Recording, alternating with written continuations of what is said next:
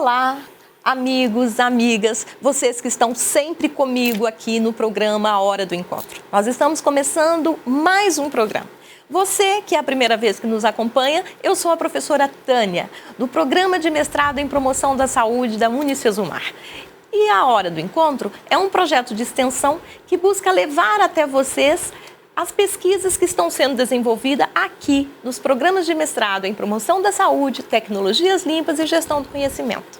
São pesquisas importantes e que podem, de alguma maneira, contribuir para tornar a vida melhor. O programa A Hora do Encontro é uma tentativa de levar numa linguagem mais acessível, numa linguagem não técnica, as pesquisas, os estudos dos nossos professores, dos nossos alunos, e tenho certeza que vocês vão gostar, porque tenho trazido sempre convidados que falam de uma forma simples, sem, no entanto, deixar de lado a cientificidade que marcam essas pesquisas e esses trabalhos. E hoje nós vamos falar sobre inovação na construção civil. Olha, neste momento que nós estamos vivendo, notadamente de problemas econômicos, né? Nós estamos vivendo um momento econômico. A pandemia trouxe isso, uma série de outros problemas. Eu acho que a gente precisa começar a pensar cada vez mais em propostas inovadoras, e hoje nós vamos conversar com a doutora Luciana Erec Rezende. Ela é química, doutora em engenharia química, atua na área de desenvolvimento de processos em gestão, controle e preservação ambiental, é pós-doutora em engenharia mecânica na área de materiais, é professora aqui no Unicesumar, é professora do mestrado em tecnologias limpas, é pesquisadora do Instituto Sesumar de Ciência, Tecnologia e Inovação, o I7, portanto, preparada para vir falar para a gente da sua pesquisa, do seu grupo de orientandos. Então, fique aí com a gente, que eu tenho certeza que você vai gostar desse nosso bate-papo. Luciana, em primeiro lugar, eu agradeço a sua presença, você aceitou prontamente. Nós estamos voltando, Agora é a primeira gravação que a gente faz sem as máscaras, nós já estamos vacinadas, já tomamos todas as medidas, e é bom estar aqui mais próximo, né? Bem diferente, né? Bem diferente. Obrigada, Tânia, pelo convite. Eu que agradeço poder estar aqui, poder compartilhar, esse pouco de conhecimento, transmitir isso um pouco. Obrigada, ouvintes, por nos prestigiar sempre, prestigiar o programa, que tem esse intuito de levar o conhecimento para a comunidade, sempre essas informações recentes, saindo da comunidade científica e abrangendo o maior número de pessoas possível, Então, eu sou a professora Luciana, como a Tânia disse, faço parte do mestrado em Tecnologias Limpas aqui da instituição, da Unicesumar, e trabalho na área de desenvolvimento de novos materiais.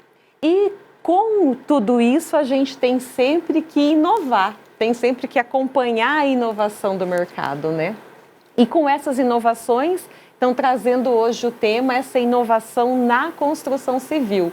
Como que a construção civil hoje tem que se adaptar ao mercado novo, se adaptar à indústria 4.0, a essa tecnologia que vem surgindo, Luciana, a gente vai falar então inovação na construção civil, a gente vai falar de sustentabilidade.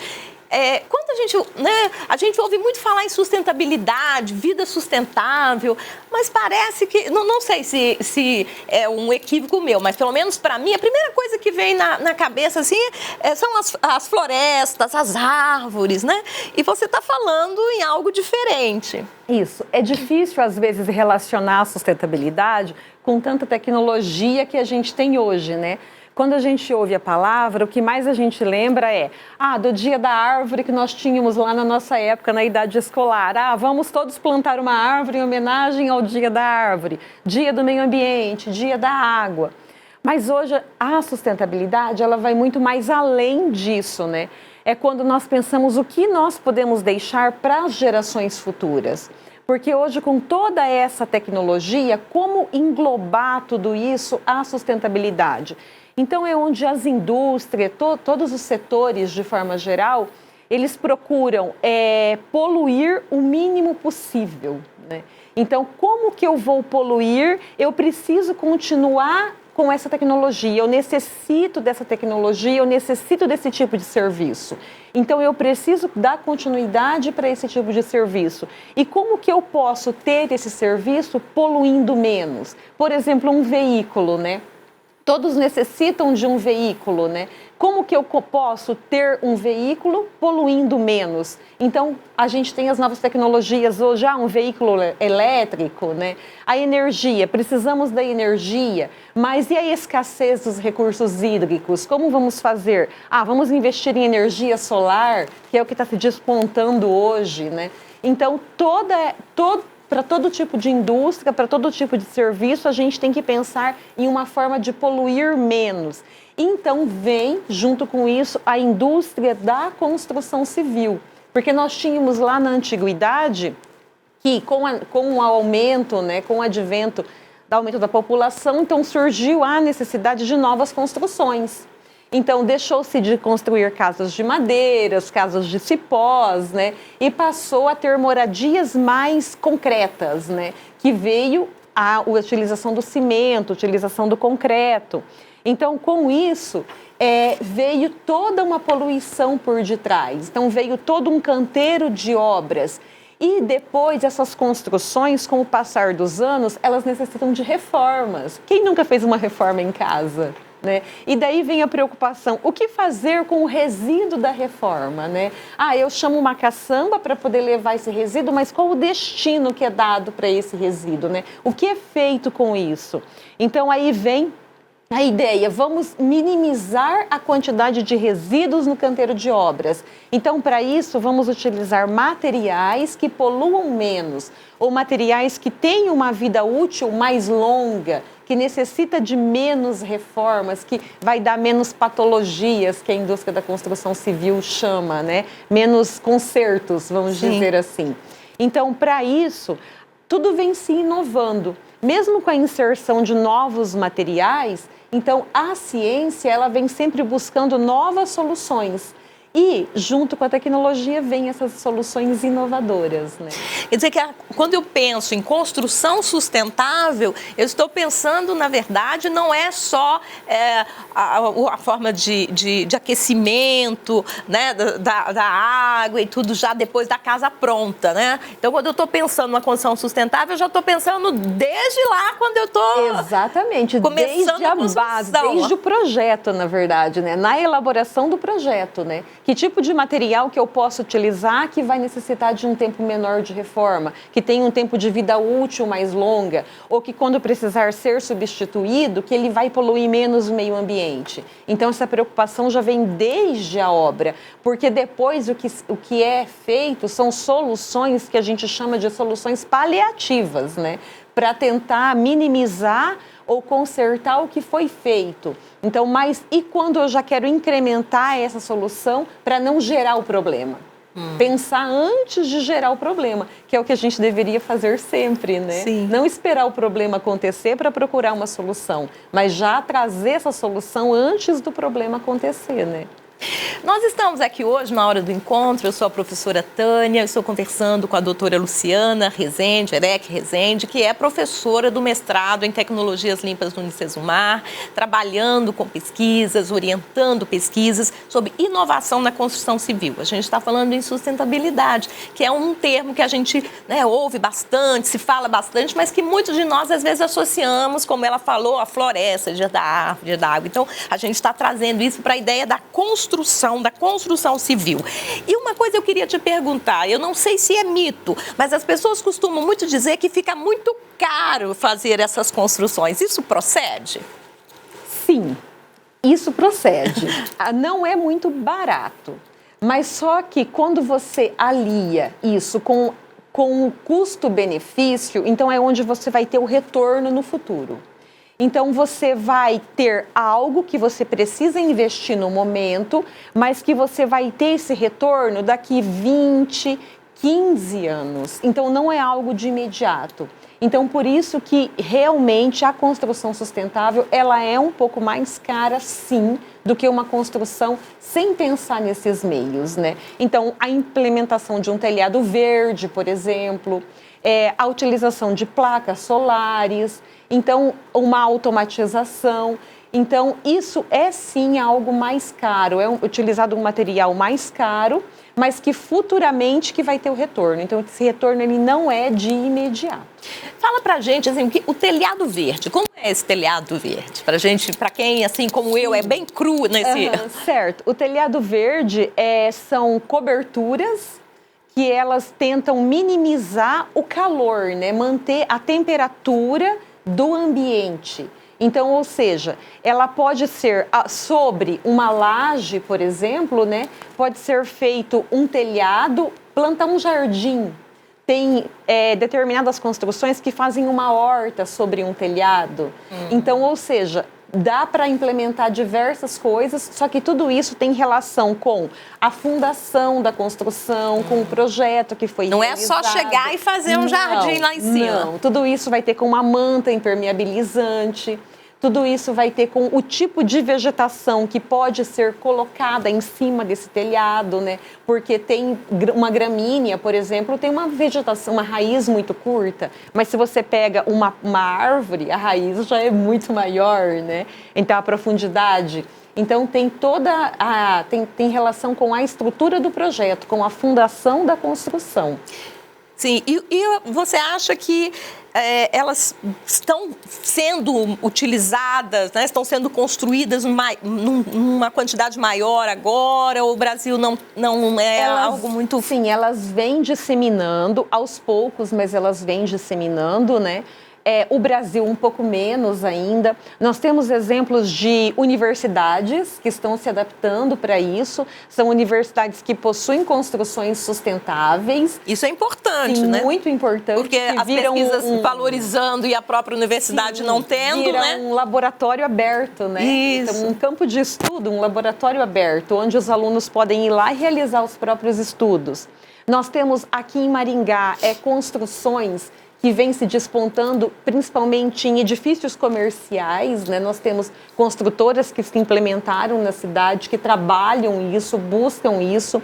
Nós temos um exemplo de um edifício comercial que está sendo implementado aqui em Maringá, que ele vai ser o edifício comercial mais sustentável do sul do país. Então, nós temos exemplos aqui que estão se engajando, né? E Maringá desponta bastante como esse título de cidade verde, né? Esse título de melhor cidade com qualidade de vida para se morar. Então, vem se despontando bastante nesse setor, sim. E tem havido, assim... muitas inovações. O que é mais recente assim nessa área? Então, tudo que é mais recente dentro dessa área, né, as pesquisas que vêm se engajando, tem algo que é mais novo ainda, que no Brasil nós ainda não temos, né? Mas que a ciência, né, sempre buscando essas tecnologias futuras, já vem estudando há algum tempo.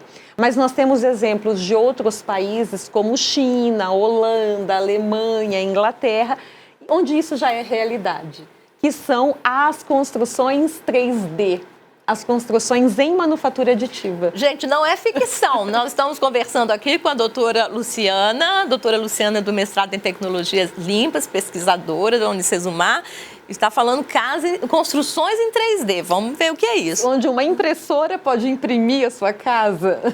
Né? Então, nós temos hoje a impressão 3D atuando em diferentes setores. Na medicina, ela vem auxiliando muito, essa técnica vem auxiliando muito, porque na construção de próteses, principalmente, porque é uma técnica mais barata e ajuda muitas pessoas, né? E é muito minuciosa também. A gente tem exemplos na indústria aeronáutica se despontando, na indústria automobilística e agora chega na indústria da construção civil. Então, toda a fundação do projeto, ela existe. Então, precisa de toda a fundação do projeto. Mas é onde? Uma máquina chamada de impressora, ela vai para o canteiro de obras, onde toda a fundação já está pronta, o alicerce da construção já está pronto, né? E ela vai imprimir a casa. Então, ela vai, junto com uma bomba dosadora acoplada, né, onde nós vemos esses caminhões da construção civil que chega com depósitos de massa, cimento, né, do material. Então, isso é numa bomba dosadora acoplado a essa impressora, onde essa impressora começa a fazer movimentos, né, de vai e volta e imprime blocos de concreto. Então, e esses blocos se tornam as paredes da casa e levantam a casa em até 24 horas. No Brasil não temos. No Brasil, efetivamente ainda não. Tem já empresas que estão comprando essa tecnologia da Alemanha e da China e começando a investir, mas propriamente dita para habitação ainda não.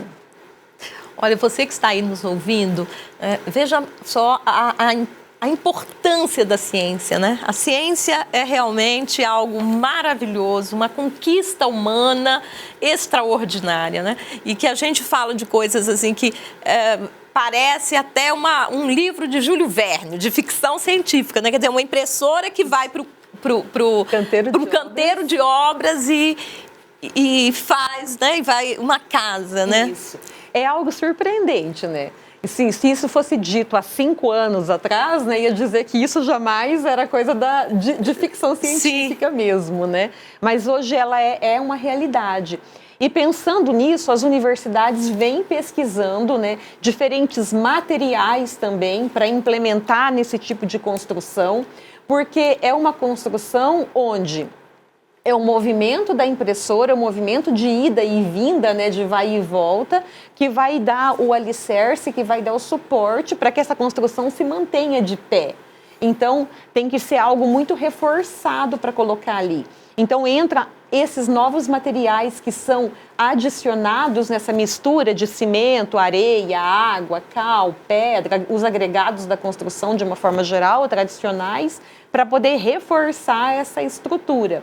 Então, e com tudo isso, esse material passa a ser levantado e tentando, da forma mais sustentável possível, com um canteiro de obras totalmente limpo, vamos dizer assim, né? Resíduo zero, porque o material que cai ali, ele pode voltar para o processo, ele ser reaproveitado. E pensando nisso, as agências de fomento, né, e as universidades aqui no Brasil também estão investindo nessa pesquisa. Nós temos editais, né, de publicação que concorrem a valores, né, em dinheiro para poder dar andamento em pesquisas desse tipo, em pesquisas tecnológicas, em pesquisas em inovações, né?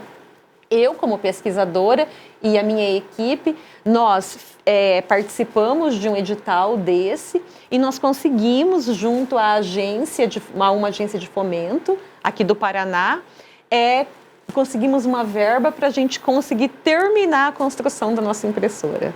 Que bacana! Então, nós estamos construindo uma impressora em escala de bancada e testando os compósitos, as argamassas, na manufatura aditiva. Então, esse é o projeto que aqui no Sesumar está sendo desenvolvido nessa área? Está sendo desenvolvido aqui dentro da instituição, aqui na Unisesumar, com recursos do I7, que é o nosso instituto de pesquisa, aqui dentro da Unisesumar, junto com o I7, junto com a agência de fomento, junto com a Fundação Araucária, que nos deu o suporte financeiro para conseguirmos administrar e terminar esse projeto nosso, que era um sonho que a gente já vinha batalhando por ele, né, até esses dias, né, as partes, né, as peças da nossa impressora, elas estão chegando aos poucos, né, ela está levantada, mas nós fazíamos tudo em escala manual. Então, agora nós estamos automatizando a nossa impressora. Então, essa semana mesmo, nós recebemos a nossa bomba, né, para dosar isso tudo de forma automática, né? E a gente brinca, nossa, um sonho que saiu do papel. Então, como que podia, né? Se há um ano se nós três sentados conversando, a gente achava que isso era uma loucura nossa, né? E agora a gente verifica que não, que a gente está colocando em prática, que isso está saindo do papel. Ontem nós ligamos a bomba pela primeira vez, né? Então a gente vê a massa, o cimento saindo, a gente fala, não, vai sair, vai funcionar, né? É uma grande alegria, né? É uma luta no momento em que a gente sabe... É até interessante a gente falar isso, porque a gente sabe que no Brasil, por exemplo, nós temos muitas pessoas desabrigadas, né? Nós sabemos que tem às vezes aparece aí, né, em algum programa, alguma revista, ou na internet, pessoas fazendo casas de PET. Sim. Né? Fazendo casas de garrafa PET. Sim.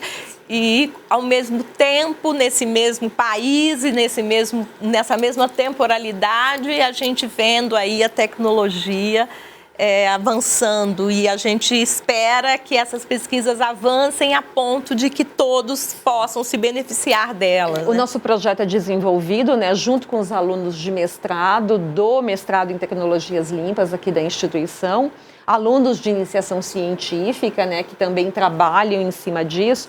E uma coisa importante, Tânia, é que às vezes as pessoas acham assim, que uma casa sustentável é uma casa mais barata, com materiais mais baratos. E isso nem sempre acontece.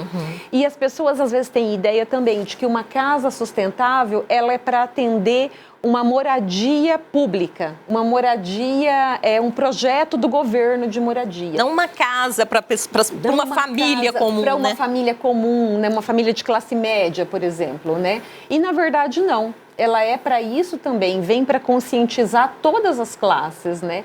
E esses projetos aqui da instituição, eles têm todo esse intuito, né? Para atender todas as classes. Se vir para uma classe de baixa renda, ótimo, melhor ainda. Se a gente puder atender uma classe de baixa renda, melhor ainda, porque o custo é menor, né? O custo dessa implementação é menor, o canteiro de obras é menor, o tempo, né, de elaboração, com essa máquina, de construção, né, com essa máquina é bem menor, né? Então ajuda muita gente a beneficiada com isso.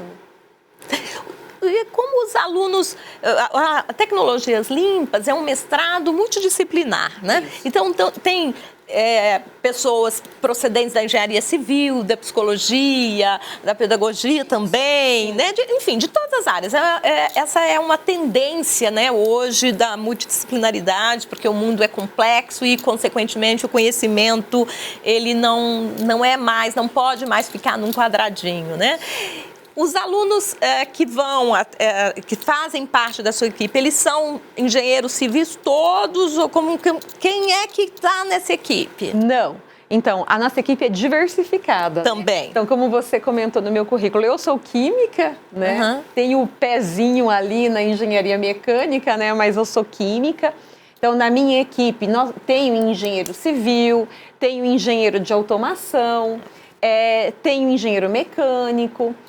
Também tenho um aluno que é formado em moda. Em moda? Então, também trabalhando nessa parte. Então, assim, nós tentamos agregar a sustentabilidade de uma forma geral, né? Então, o nosso intuito é levar a sustentabilidade para a comunidade científica e para divulgar isso para o maior número de pessoas possível, né? Já tive administrador trabalhando junto. Então, tem engenheiro civil, né? Como eu comentei, arquiteto, que está mais relacionado. Está mais relacionado. Mas a gente sempre consegue, né? Dentro desse viés sustentável, né? Conseguir projetos que englobam diferentes áreas do conhecimento. Porque hoje não é mais o seu quadradinho, né? Sim. A gente tem que sair da nossa zona de conforto.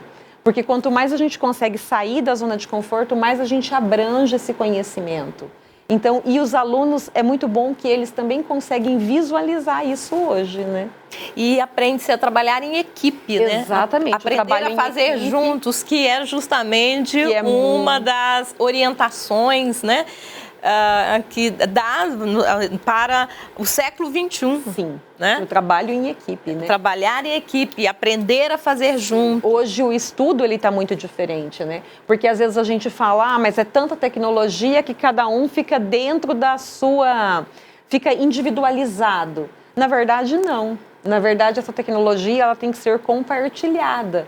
Então, hoje, quanto mais você conseguir disseminar, melhor, né?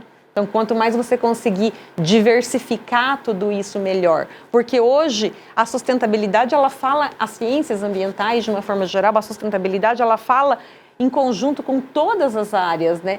Que nem o nosso trabalho, ele precisa do conhecimento da mecânica, precisa do conhecimento da automação, precisa do conhecimento da engenharia civil, da química, da física, da história para entender tudo isso, né? Precisa conhecer as leis trabalhistas. Então, ou seja, a gente engloba diversas áreas do conhecimento.